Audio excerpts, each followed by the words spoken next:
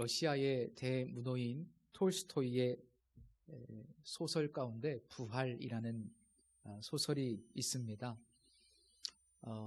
아주 유명한 소설인데 이 소설은 신앙적으로 윤리적으로 타락해서 파국을 향해 가고 있었던 두 주인공의 존재론적이고 영적인 변화를 다루고 있습니다. 여 주인공의 이름은 카투사라고 하죠.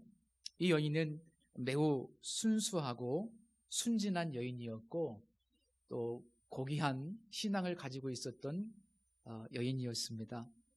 한 남자를 사랑했는데요, 그 사랑했던 남자로부터 성적인 폭력을 당하는 안타까운 사건을 경험하고 난 후에 남자들을 경멸하게 되면서 서서히 자기 쾌락의 늪에 빠지기 시작합니다.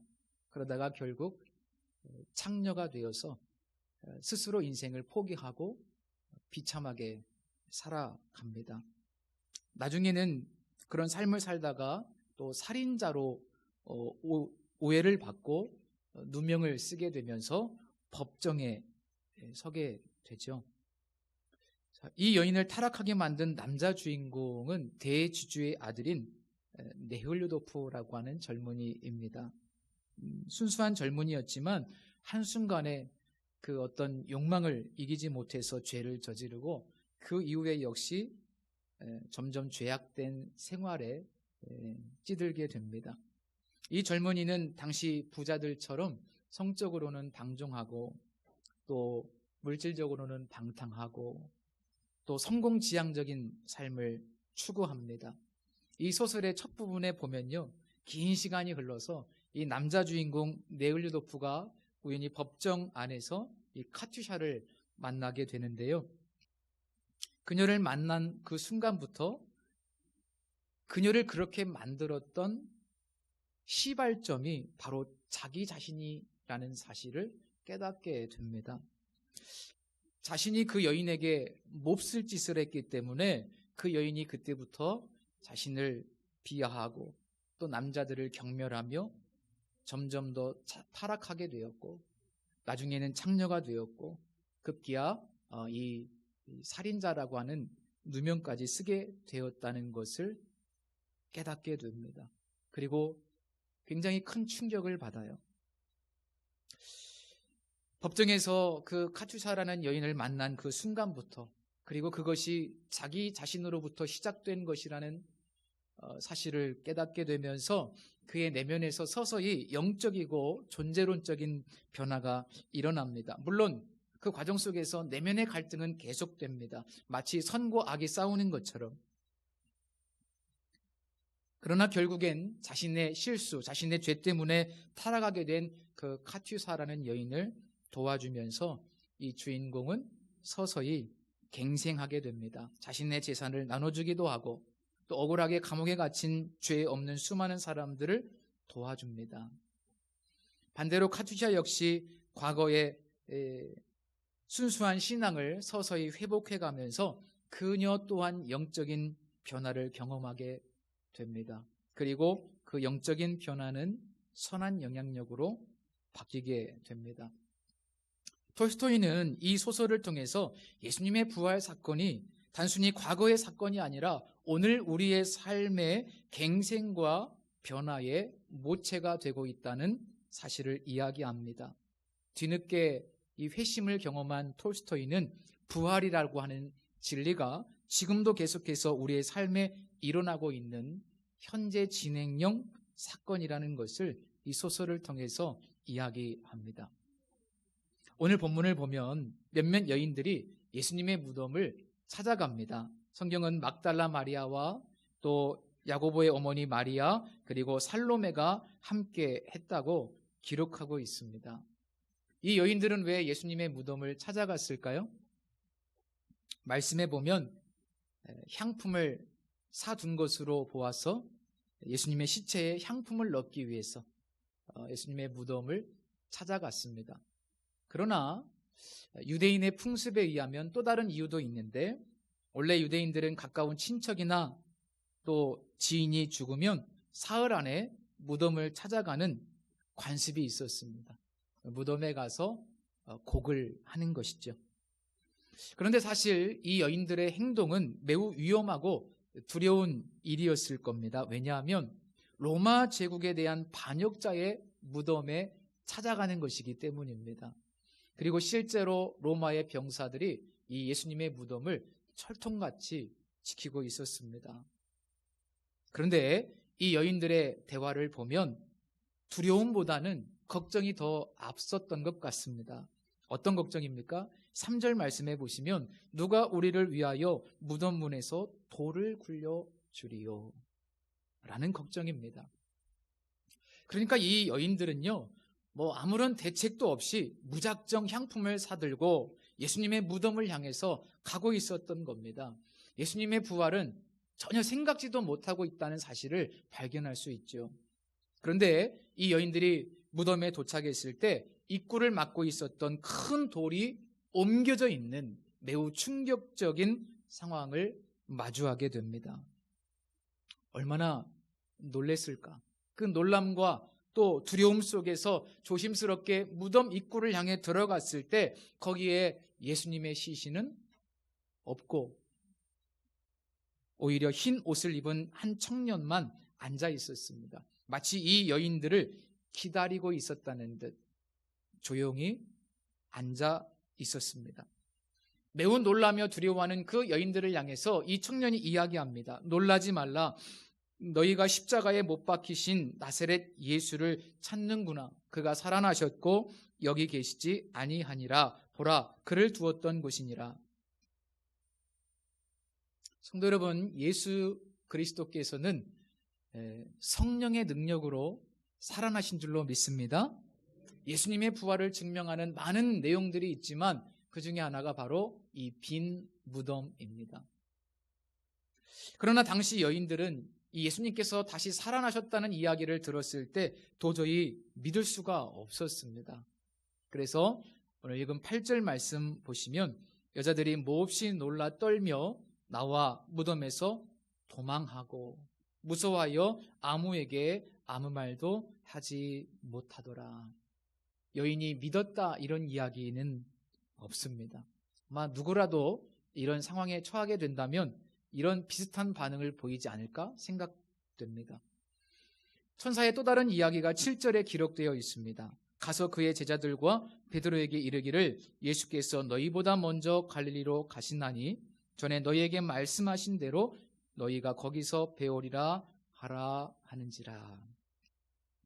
오늘 이 본문을 자세히 보면 예수님께서 부활하셨다는 사실을 강조하기보다는 오히려 부활하신 예수님께서 다시 갈릴리로 가셔서 제자들을 만나신다는 내용이 강조되어 있는 것을 볼 수 있습니다.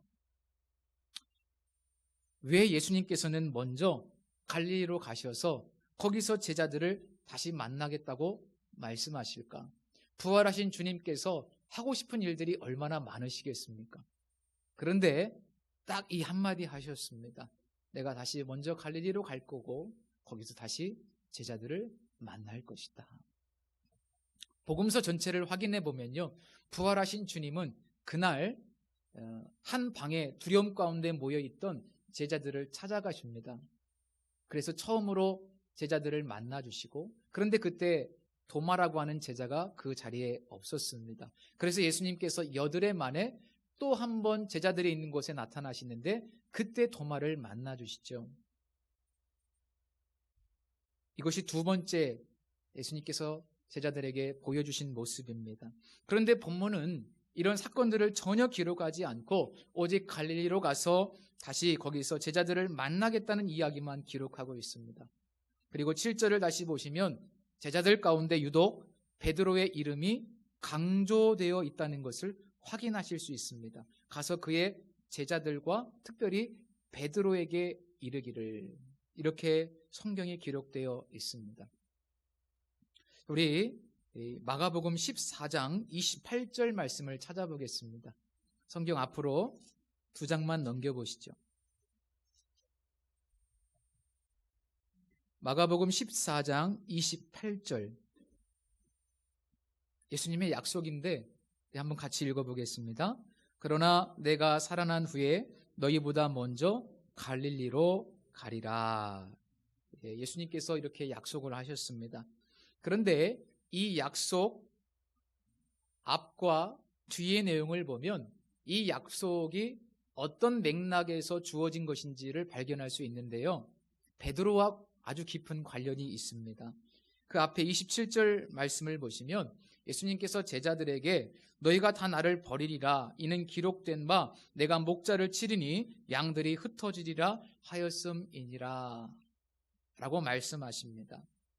제자들이 예수님을 다 버리고 흩어질 것이라고 예수님께서 예언을 하셨는데 그때 베드로가 이 말씀을 듣고 이렇게 큰 소리를 칩니다. 다 버릴지라도 나는 그리하지 않겠나이다. 다 주님을 버릴지라도 나는 절대로 주님을 버리지 않겠습니다. 이 말씀을 들으시고 주님께서 다시 30절에 보면 이런 말씀을 하십니다. 내가 진실로 내게 이르노니 오늘 이 밤 닭이 2번 울기 전에 내가 3번 나를 부인하리라. 흩어지는 정도가 아니라 베드로는요 아예 3번씩이나 철저하게 완전히 예수님을 부인하게 될 것이라는 사실을 주님께서 말씀하셨습니다. 그런데 그때 가만히 있을 베드로가 아니죠. 또 예수님에게 뭐라고 이야기합니까? 31절 말씀에 보면 내가 주와 함께 죽을지언정 주를 부인하지 않겠나이다. 아주 혼장담을 합니다. 자, 이 맥락 속에 주님이 약속의 말씀을 주신 겁니다. 아시다시피 결과적으로 어떻게 됐습니까? 예수님의 말씀처럼 베드로는 예수님을 3번씩이나 부인하는 아주 철저하게 예수님을 부인하는 실패의 나락으로 완전한 실패의 자리로 떨어지고 맙니다. 한번 생각해 보십시오. 부활하신 주님께서 2번씩이나 제자들에게 나타나셨는데 그때 누가 가장 찔림을 받았을까요? 정답을 다 가르쳐 드렸어요. 베드로입니다. 물론 처음에는 굉장히 놀라운 마음을 가졌을 것이고 또 마음속에 기쁨도 있었을 겁니다. 그런데 시간이 지나면서 도저히 주님 앞에 설 수 없다는 자기 자신에 대한 실망감 그리고 자괴감이 저는 베드로의 마음속을 지배했을 거라는 생각이 듭니다. 아마 베드로는 2번씩이나 예수님께서 나타나셨지만 똑바로 예수님의 얼굴을 바라보지 못했을 가능성이 매우 큽니다. 나 같은 사람이 내가 주님을 3번씩이나 부인했는데 주님을 쳐다볼 면목이 없는 것이죠. 그리고 결국 베드로는 2번의 만남 이후에 갈릴리로 낙향을 합니다. 금이 환향이 아닙니다. 철저한 실패자로 초라한 모습으로 자기의 고향으로 돌아갑니다. 유명한 기독교 영성가인 헨리 나우에는 우리가 경험하는 가장 큰 시험은 돈이나 성이나 권력이나 혹은 인기 그런 것들이 아니라 자기 거부의 시험이라고 말합니다. 자기 거부의 시험. 이것은 자기 자신을 스스로 거부하고 용납하지 못하는 태도를 의미합니다. 이런저런 어떤 사건으로 인해서 자기 자신을 스스로 거부하는 거예요. 자기를 비하합니다. 그리고 자기를 수용하지 못합니다. 이 자기 거부가 가장 큰 시험인 것은 그럼에도 불구하고 우리를 사랑하는 자로 부르시는 하나님의 음성에 반하기 때문입니다. 그럼에도 불구하고 우리 주님께서 나를 용납해 주시는데 주님의 용납을 용납하지 못하기 때문에 가장 큰 시험이라고 말합니다. 혹시 오늘 이 아침에 이 자리에 베드로와 같이 자기 자신에 대해서 실망하고 그래서 스스로를 인정하지 못하고 자기를 비하하고 자기를 거부하시는 분들은 혹시 안 계십니까? 혹시 깊은 실패와 또 좌절의 자리에서 자신에게 절망하시는 분 혹시 안 계십니까? 왜 나는 이 정도밖에 안 될까? 왜 나는 이것밖에 못할까? 그래서 자기 자신에 대해서 스스로 거부하고 계신 분들은 없습니까? 혹은 실수와 실패 때문에 낙심의 자리에 계신 분은 없으십니까? 놀라운 사실은 부활하신 예수님께서 바로 그 실패와 절망과 좌절과 자기 거부의 자리에 찾아가신다는 사실입니다. 그리고 용서해 주신다는 사실입니다. 그리고 그곳에서 새로운 존재의 변화를 이끌어 내십니다. 부활입니다. 부활. 주님이 육체적으로 부활하셨는데 그 부활하신 주님께서 찾아가시는 삶의 현장마다 우리의 존재론적인, 우리의 영적인 부활의 역사가 시작됩니다. 이것이 바로 예수님의 부활 사건을 통해서 오늘 우리에게 주시는 위로의 메시지입니다. 요한복음 21장에 보면 베드로는 결국 고향에 돌아가죠. 그리고 다시 바닷가로 나갑니다.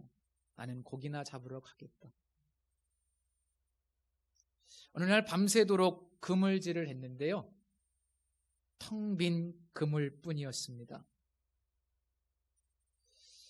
얼마나 허무했을까요? 아마 베드로는 다시 한번 깊은 좌절을 경험했을 것이 분명합니다. 어쩌면 그 텅 빈 그물을 보면서 마치 자기 자신의 인생처럼 느껴졌을지도 모릅니다. 되는 일도 하나도 없구나. 그래도 왕년에는 내가 이 바닥에서 알아주던 어부였는데 내 인생이 참 초라하구나. 그런데 그 새벽에 자존감이 완전히 바닥을 쳤을 때 부활하신 주님께서 낯선 사람의 모습으로 갈릴리 바닷가에 베드로에게 찾아오십니다. 그리고 말씀하시죠.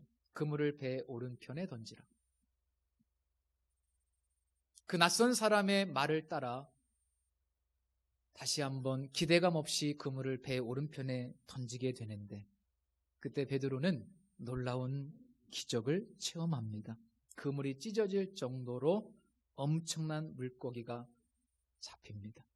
텅 빈 그물이 충만한 그물이 됩니다. 이때 몇 마리의 물고기가 잡혔어요? 153마리. 놀라운 사건을 경험하면서 베드로는 과거를 기억해냅니다. 누가복음 5장인가요? 주님께서 갈릴리 바닷가에서 베드로에게 찾아오셨고 그때 그물을 깊은 데로 가서 던지라고 말씀하셨고 그 주님의 말씀에 순종해서 그물을 던졌을 때 그물이 찢어질 정도로 만선을 이루는 신비한 체험을 하죠. 그때 신적인 체험을 합니다. 그리고 자신이 죄인인 것을 깨닫게 되죠. 그리고 주님으로부터 사명을 부여받았던 그런 순간들을 기억해 냅니다. 바로 그 낯선 사람이 예수 그리스도라는 사실을 발견하게 되죠. 그리고 베드로는 모든 것을 버리고 뛰어 올라와 육지에서 주님과 마주하게 됩니다. 갈릴리 바닷가에서 다시 주님은 베드로를 부르셨습니다. 처음에도 갈릴리 바닷가에서 베드로를 부르셨습니다. 그러나 베드로는 철저히 실패했습니다. 자기 자신은 아무런 가치가 없다고 스스로를 정죄했습니다. 자기 자신에게 절망했습니다. 그런데 주님은 바로 그렇게 절망하고 있는, 자기 자신을 거부하고 있는 그 베드로를 다시 찾아와 주셔서 다시 그를 불러주시고 회복시켜 주시고 그 뜨거운 사랑으로 모든 베드로의 허물을 덮어주십니다. 내가 나를 사랑하느냐고 주님께서 3번 물으셨는데 저는 이 말씀을 보면서 예수님의 그 질문은 나는 너를 너무나 사랑하는데 라고 하는 표현이 생략되어 있다는 것을 깨닫게 됐습니다. 나는 그럼에도 불구하고 너를 사랑하는데 너도 나를 사랑할 수 있겠느냐. 주님은 그거 하나 보시고 베드로에게 다시 시작할 힘과 용기를 허락해 주십니다. 부활하신 주님께서 다시 갈릴리에서 베드로를 만나자고 하신 이유는 갈릴리에서, 즉 처음부터 내가 너를 처음 만났던 장소, 내가 너를 처음 불렀던 그 장소에서 다시 나와 함께 시작해보자, 다시 시작하자 라고 하는 주님의 제안이요, 초청이었던 겁니다. 두 번째 부르심입니다. 갈릴리는 이렇게 부활하신 주님과 함께 처음부터 모든 것을 다시 시작하는 회복의 자리였던 겁니다. 공교롭게도 이 복음서를 기록한 마가 요한이 마가복음서를 기록했죠. 이 마가 요한도 비슷한 경험이 있다는 사실을 깨닫게 됐습니다. 사도행전에 의하면 이 바나바의 조카 마가, 그가 제1차 선교 여행에 합류하게 되지 않습니까? 그런데 밤빌리아 버가라고 하는 지역에서 이런저런 이유 때문에 선교팀을 이탈하여 도망쳐버리고 맙니다. 그 사건으로 인해서 당시 선교팀은 굉장히 큰 어떤 사기가 떨어지는 그런 충격을 받게 되고, 훗날 바나바와 바울이 대판 싸우게 되는 빌미를 마가 요한이 제공합니다. 이유야 어찌 되었든지 어린 마가 요한이 얼마나 힘들었을까. 처음에는 호기롭게 출발했지 않습니까? 베드로도 처음에는 얼마나 당당했는지 몰라요. 마가 요한도 얼마나 당당했을까요, 처음에. 그런데 이런 엄청난 실패, 자신으로 인해서 이런 엄청난 일들이 벌어지는 것들을 보면서 얼마나 스스로에게 자괴감이 들었을까. 실패감, 좌절감, 스스로를 용서하지 못하는 마음.